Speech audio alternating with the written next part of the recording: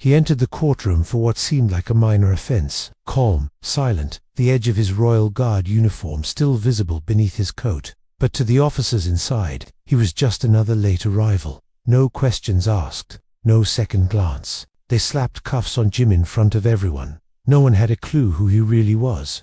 Not until the Admiral stepped through the doors. The moment their eyes locked, the atmosphere shifted, and when the Admiral finally spoke, the entire courtroom fell into stunned silence. Before we reveal what he said on the truth, behind the man in cuffs, make sure you're subscribed and drop a comment below telling us where in the world you're watching from. Now, let's begin. The morning fog hung thick over London's Old Bailey courthouse, swirling around the stone pillars like ghosts of forgotten trials. Inside courtroom 7, the fluorescent lights buzzed with mechanical indifference, casting harsh shadows across rows of empty wooden benches. At the defendant's table sat a man whose presence seemed to dwarf the petty proceedings around him. Corporal Callen Reed wore his ceremonial scarlet tunic with mathematical precision, every button aligned, every crease razor-sharp. The Queen's Guard uniform should have commanded respect, but today it only seemed to emphasize the steel handcuffs binding his wrists. His weathered hands, scarred from operations the court would never know about,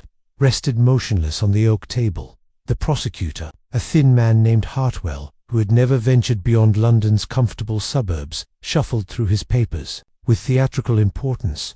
"Your Honor, this is Mr. Reed's third parking violation in 6 months. The defendant continues to show flagrant disregard for civilian parking regulations, treating public spaces as if they were military installations." Judge Margaret Whitmore, nearing retirement and long tired of the endless parade of minor infractions, barely looked up from her notes. The case was routine. Another entitled serviceman who thought his uniform placed him above the law. She had seen dozens like him, men who confused military service with civilian privilege. Reed's solicitor, a young woman fresh from law school, fumbled with her briefcase.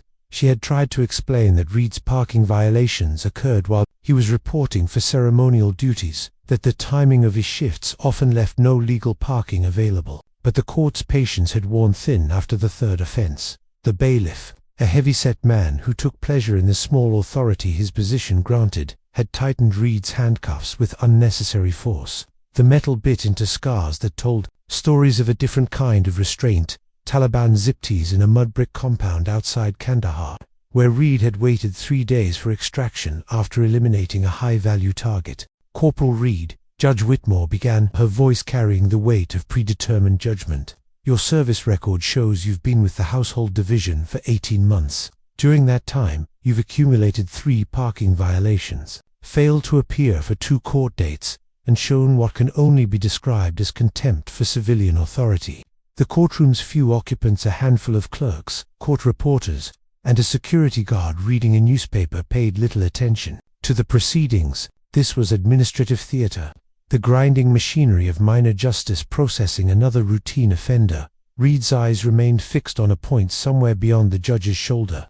Those who knew him might have recognized the stare, the distant focus of a man whose mind could retreat to places where survival depended on absolute stillness.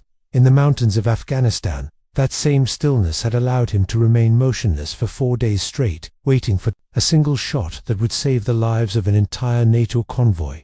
The prosecutor continued his rehearsed presentation. "The defendant's attitude suggests he believes military service grants him exemption from the laws that govern the rest of us. This court has repeatedly shown leniency, yet Mr. Reed continues to treat parking regulations as optional suggestions." "What?" Hartwell didn't know what none of them knew was that Reed's last parking violation had occurred when he abandoned his vehicle to provide first aid to a tourist who had collapsed outside Buckingham Palace. The elderly man had suffered a heart attack, and Reed's immediate CPR had saved his life.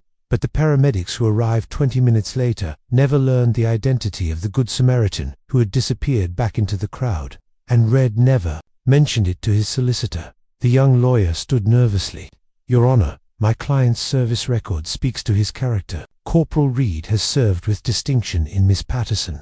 The judge interrupted. "This court is not concerned with military service records. We're here to address civilian violations of civilian law. Your client's unwillingness to follow basic parking regulations suggests a troubling pattern of behavior." The door at the back of the courtroom creaked open, but no one turned to look.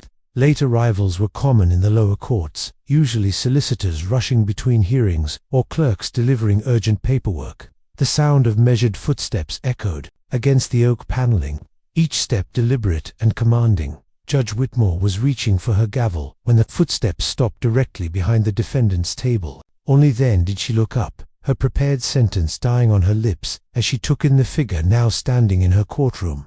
Admiral Terence Blake wore his dress blue uniform with the quiet authority of a man who had commanded nuclear submarines and advised prime ministers on matters of national security. His chest bore ribbons that told the story of 40 years in Her Majesty's service operations that remained classified decades after their completion.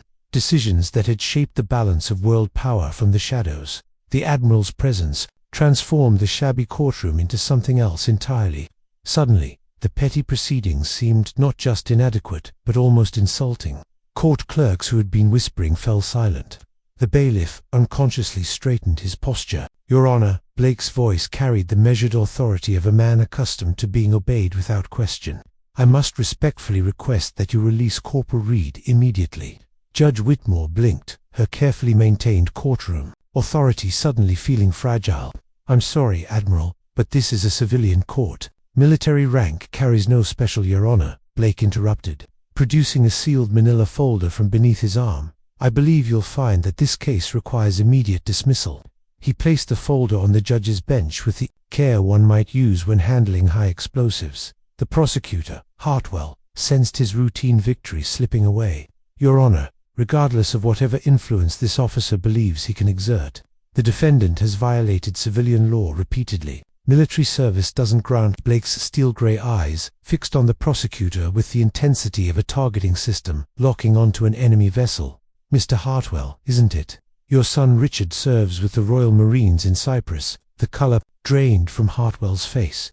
The fact that this admiral knew his son's name, his posting, his unit spoke to connections and influence that operated far above Hartwell's pay grade. Judge Whitmore opened the folder with trembling fingers.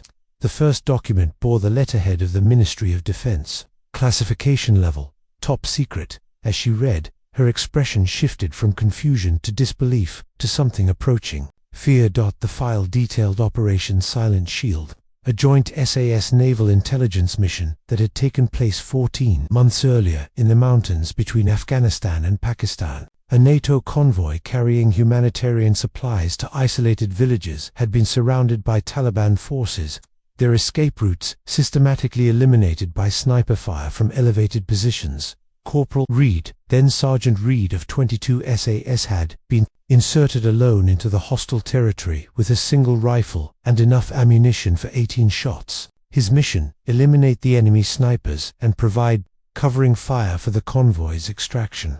What followed was 3 days of the most precise and deadly shooting ever recorded in British military history. Moving through the mountains like a ghost, Reed had eliminated 17 enemy combatants, including 3 high-value targets whose deaths had disrupted Taliban operations across the entire region. The convoy of aid workers, 23 civilians, including 5 children, had escaped without a single casualty. But the mission had come at a cost. Reed had been captured during extraction, spending 6 weeks in Taliban custody before a joint SAS-BS rescue operation brought him home. The scars on his wrists, visible now above the courtroom handcuffs, were souvenirs of his interrogation. Judge Whitmore's hands shook as she read the commendation, signed by the Secretary of State for Defense. Sergeant Reed's actions represent the finest traditions of British military service. His sacrifice saved 23 innocent lives and prevented a humanitarian disaster that would have had national ramifications. The prosecutor, still trying to salvage his case, cleared his throat. "Your Honor, while I'm sure Corporal Reed's military service was exemplary, this doesn't change the fact that he violated parking, Mr. Hartwell." Blake's voice cut through the courtroom like a blade. The last time Corporal Reed was in restraints, it was at the hands of Taliban interrogators who wanted to know the locations of British aid workers. He held out for 6 weeks without breaking. "I think he can handle a parking ticket." The Admiral turned to address the entire courtroom, his voice carrying the weight of absolute moral authority. The convoy that Corporal Reed saved was carrying medical supplies to villages that had been without health care for 8 months. Among the aid workers was Dr. Sarah Whitmore, the judge's own niece. though neither of them knew it at the time. The silence that followed Blake's revelation was deafening. Judge Whitmore stared at the file, her professional composure finally cracking as the full implications became clear. Her niece Sarah had volunteered with Doctors Without Borders after finishing medical school, spending 6 months in Afghanistan treating children in remote villages. She had returned with stories of close calls and dangerous evacuations, but had never mentioned the details of her final extraction. Sarah's convoy, the judge whispered, more to herself than anyone else. The attack in the mountains. She said a guardian angel had watched over them. Blake nodded solemnly. Corporal Reed was that guardian angel. Your Honor, while you were presiding over parking violations, he was saving your family's life. The bailiff, who had taken such pleasure in tightening Reed's handcuffs, now fumbled with his keys, as if they had suddenly become foreign objects. His hands shook as he unlocked the restraints, the metal cuffs falling away to reveal the deeper scars beneath parallel lines, where Taliban rope had cut into flesh during weeks of captivity. Reed rubbed his wrists silently, his expression unchanged. He had endured far worse than courthouse humiliation, had survived interrogations that would have broken most men in hours. A parking ticket prosecution seemed almost quaint by comparison. The prosecutor, Hartwell, gathered his papers with the desperate efficiency of a man trying to escape his own embarrassment. His entire case, built on the assumption that Reed was just another entitled serviceman, had collapsed in minutes. The soldier he had portrayed as a lawbreaker was actually a hero whose sacrifice had saved lives, while Hartwell slept safely. In his London flat, Admiral Blake approached Reed, his stern military bearings softening slightly as he straightened the younger man's uniform collar, gesture that spoke to decades of mentorship and mutual respect. Still causing trouble, I see. Reed's response was barely audible, the kind of understated reply that characterized men who had seen real combat. Just trying to do my job, sir. The Admiral's smile was barely perceptible, but those who knew him recognized it as the highest form of approval. In the shadowy world of special operations, men like Reed were currency more valuable than gold warriors who could operate alone in hostile territory, make impossible decisions under unimaginable pressure, and return home to resume normal life as if nothing had happened. Judge Whitmore closed the classified file. Her entire understanding of the caisson, perhaps, of justice itself, fundamentally altered. The man she had been prepared to sentence to community service had already served his community in ways that would never appear in newspapers or history books. His parking violations seemed not just trivial but almost insulting when measured against his actual contributions. Corporal Reed, she began, her voice carrying new respect. This court apologizes. For any inconvenience, all charges are dismissed, and your record will be expunged immediately. She paused, struggling with words that felt inadequate. Thank you for your service. Reed nodded once, a simple acknowledgement that conveyed neither pride nor expectation of gratitude. In his world, heroism was routine, sacrifice was expected, and recognition was often dangerous. The fewer people who knew about Operation Silent Shield, the safer everyone remained. The courtroom began to empty. Clerks and bailiffs filing out with new understanding of what they had witnessed. The security guard who had been reading his newspaper approached Reed hesitantly, extending his hand with the awkward respect of a civilian trying to bridge an impossible gap. My boys with the paras, the guard said quietly. Helmand Province. Stories like yours, ... They give us hope. Reed shook the man's hand, recognizing the look of worried father that transcended all ranks and classifications. He'll come home, Reed said simply, and somehow, coming from him, it sounded like a promise. Admiral Blake waited until the courtroom had cleared before speaking again. Walk with me, Corporal. There are matters we need to discuss. They left together. The Admiral's measured pace matching Reed's silent stride. Outside the courthouse, London continued its daily routine. Millions of people going about their lives protected by soldiers they would never meet, saved by sacrifices they would never know about. The young prosecutor's assistant, who had watched the entire proceedings from the back row, turned to her supervisor with questions that would haunt her for months. How many others are there? How many heroes are we prosecuting for parking tickets while they're saving the world?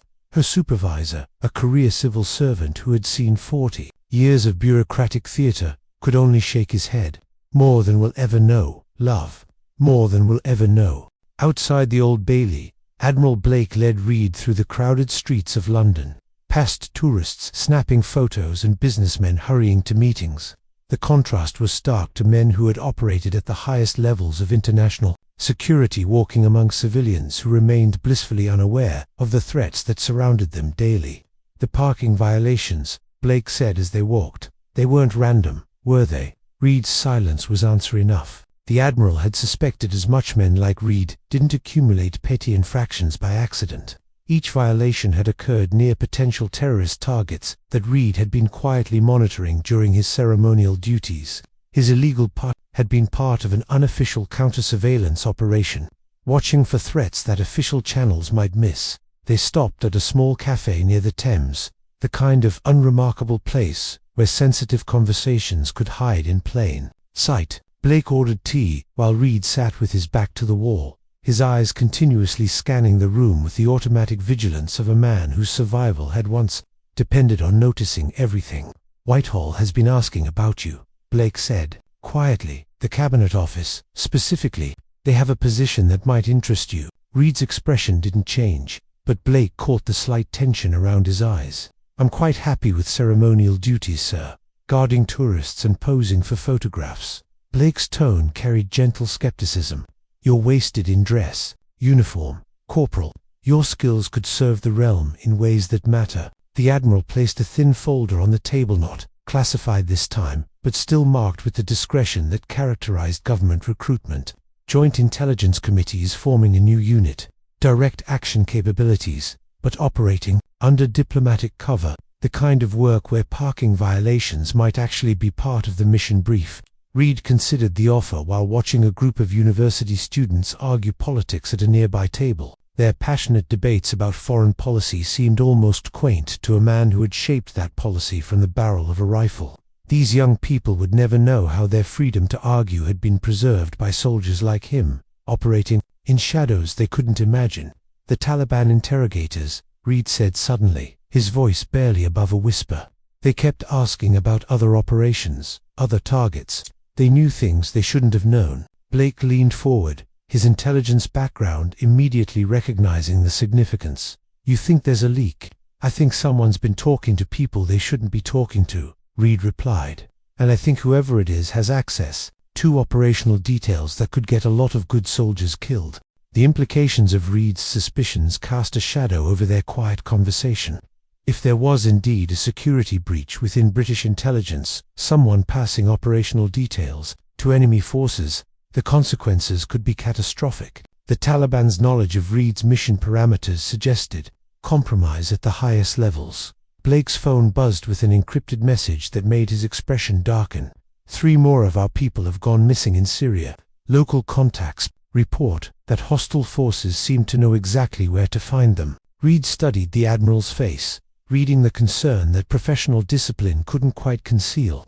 Missing operators usually meant captured operators, and captured operators faced fates that made parking courts seem like paradise. In the current geopolitical climate, British Special Forces personnel were high-value prizes for multiple hostile intelligence services. "The offer from Whitehall," Reed said slowly. "It's not really about my skills, is it? It's about finding the leak." Blake nodded. "We need someone inside the system who can operate without official oversight. Someone with operational experience, and ... double quotes." He paused, choosing his words carefully. "Someone whose recent legal troubles provide perfect cover for recruitment." The irony wasn't lost on either man. Reed's parking violations, which had brought him into the courthouse that morning, had actually created the perfect legend for a counterintelligence operation. A disgraced soldier recruited for unofficial work would attract no attention from potential traitors within the system. Reed's mind was already working through the operational possibilities.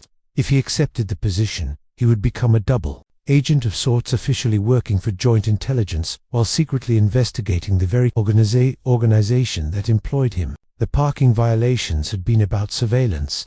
Now surveillance would become his primary mission. A young couple at the next table was planning their honeymoon, debating between Paris and Rome with the carefree optimism of people who believed the world was fundamentally safe.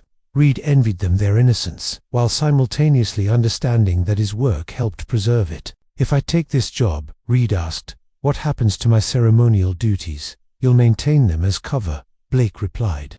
The Queen's Guard provides excellent access to foreign dignitaries, diplomatic events, government buildings, places where sensitive conversations happen and secrets get shared. The sun was setting over the Thames as their conversation continued, turning the river into a ribbon of gold beneath London's bridges.